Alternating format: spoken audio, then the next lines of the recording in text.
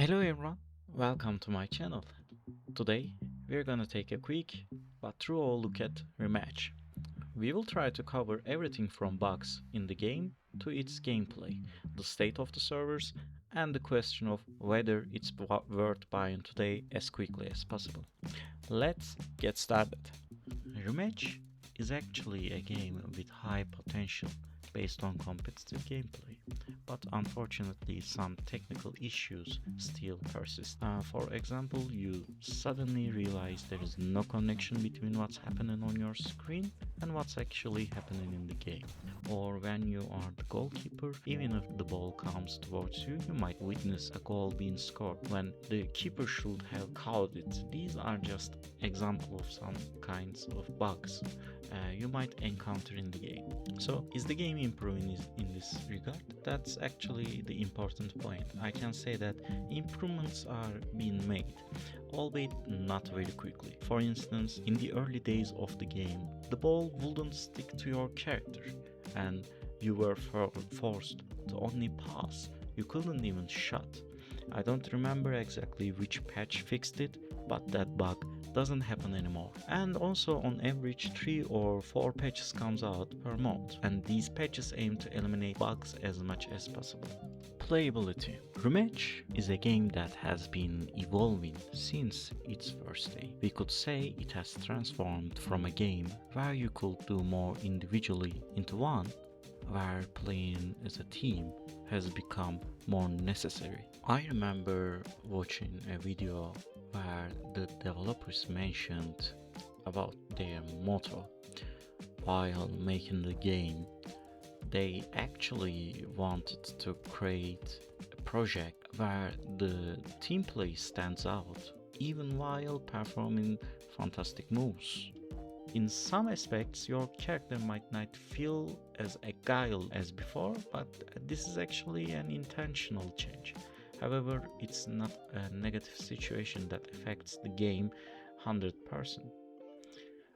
With such changes, it's clearly they aim to steer the game more towards team play.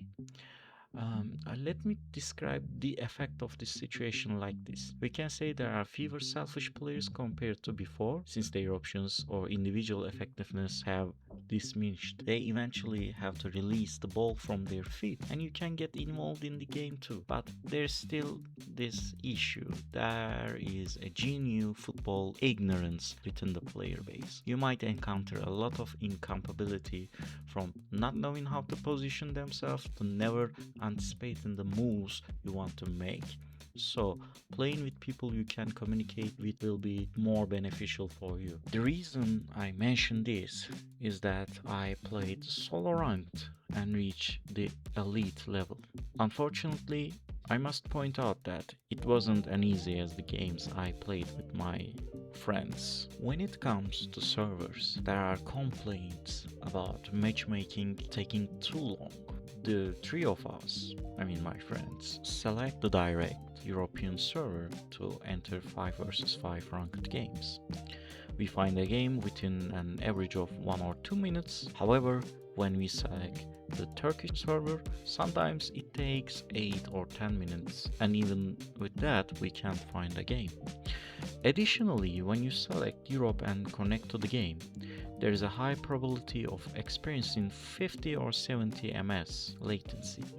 This naturally puts you at a disadvantage compared to the players who may have 10 or 30 ms latency. So, is it worth buying today? If you like competitive games, if you have an interest in high tempo games, or if you love football, you might consider buying it. If you don't have friends to play the game with, if you get bored too quickly of repetitive games at some point, either wait for a discount or wait for it to potentially become a free in the future. To summarize briefly, I gave it a rating between 1 and 10.